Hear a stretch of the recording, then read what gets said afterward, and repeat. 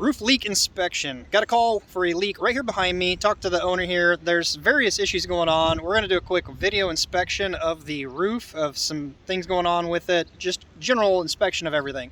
If you follow the channel, you know I'm not a fan of doing a roof over, and if you do, make sure that you tuck everything and replace everything, whether it's a wall flashing, chimney flashing, pipe boot, box vent, whatever it is. If it requires the termination of something and transition to something, either replace it or absolute bare minimum, tuck under it. We're going to go over a few things and just see what we can see here. Not to call anyone out. I don't know if it's a homeowner, if it was a handyman, a contractor, I don't know. But the point of the video is to learn from it. So let's start right here, looking at the multi-layer. So on the front where I set my ladder up over here, I noticed that there was some synthetic paper, and it is a roof over. So there's 2 layers here. Also, I just happened to notice right before turning the camera on, it does look like they even use starter under some of this stuff. Right there's a starter row going up a gable. So it looks like they intended to do well. Also notice some nails poking through the outer edge here. First off, with a roof over, if you're going to, and it's a low slope, notice the thickness here versus right here. And the lower the slope, it causes a little divot. If you're offset in the pattern, meaning these right here, the keyways, aren't far enough apart, if you get a divot here and you get water coming in one, it could run laterally before jumping the jump and go into the next one above in this area. So that's one thing to be aware of. Well, there's just so many things. Let's look at the box vent right here. If you're going to do a roof over, you need to pop up your box vents and tuck under the bottom flange. This one is simply roofed over completely. These are not good. I don't even know where to start here, so let's just look around some things. No flashing on the wall. This right here, this little bird box, actually kind of crazy. This shingle is cut and notched around back here because this is tight. You can see the shingle above, they simply cut right here in that mark. You can see it. So you've got the underlying headlap section of this shingle, which is, this doesn't go, so there's very minimum that's actually lapping under this right here. As I said, no starter anywhere in that. The actual leak is coming in somewhere right here in this section. The valley, aside of some shiners, is just kind of a mess. It is a cut valley, so you can see these top corners here. What we talk about in other videos is they need to be nipped at a 45 or dog-eared, so if water gets up here, it hits a slope like this and it's not going to run up. It'll follow the path of least resistance down.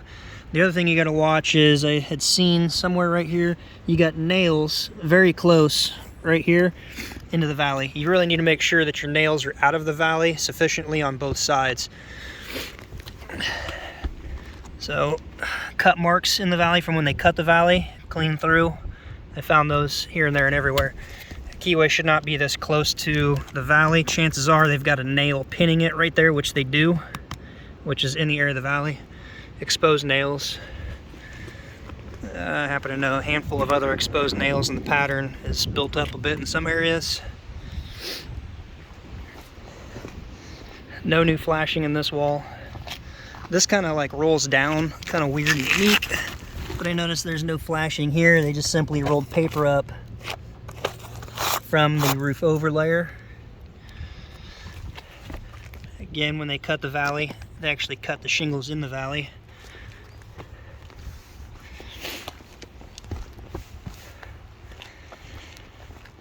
You can see here's a pretty good clear example of, you can see the paper going up over. They didn't lift anything. The old chimney and chimney flashing has actually been smashed and cut right here.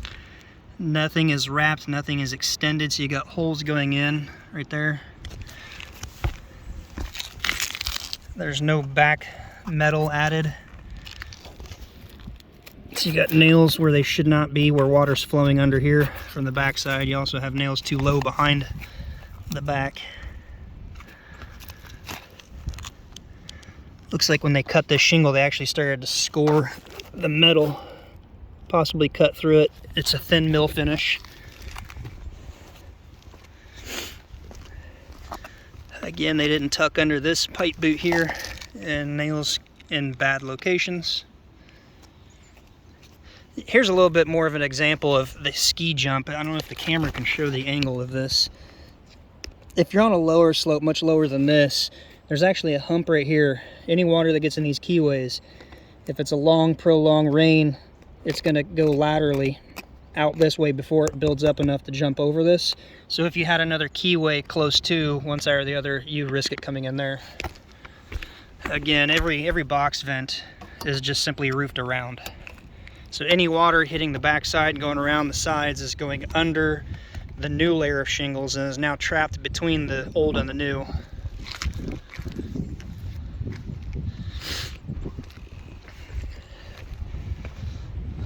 And also this valley here,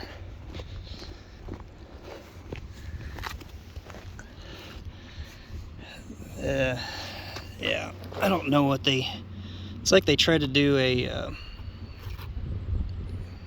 yeah, they mixed valley, California Valley and Cut Valley. You can see they got this shingle row from the valley, it's cut clean through. I hope it's not cut through the headlap of the other one. The cut line is actually this way a bit too far. It should be at the valley or out of the valley slightly, so you'd start in the center of the valley and work your way down, pulling away a little bit, causing more of a channel for water to run through. Same thing with these. There you've got the California Valley laid in there, and then you've got the closed cut valley without dog-eared top corners, so they're all catching water and running down in there. And you mix that in with nails too close, you got patterns that are extremely close right here. It's a pretty bad roof over.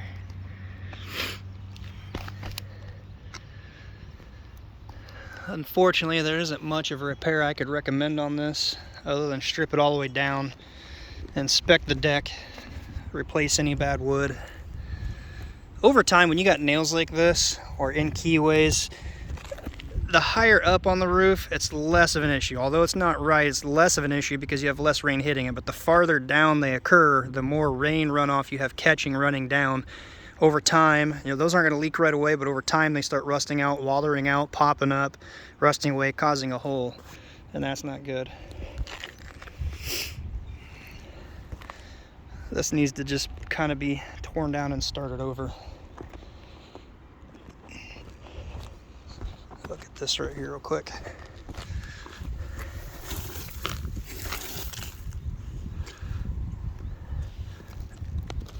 There's a lot of areas that they're actually cut through when they're cutting the valley. Not good to have a keyway so close to a cap going under like that. Now there's quite a bit more work now stripping 2 layers off and starting over on this. If you plan on doing a roof over, just make sure like your walls, your box vents, pipe boots, your chimneys, anything like that gets tore down and tucked up under. Make sure you just simply add a new layer of step flashing if you can. Looking at this, these here look like they may have been added, and I'm not sure why. There's no new flashing in between them. You're relying solely on the old flashing under the first layer of roof.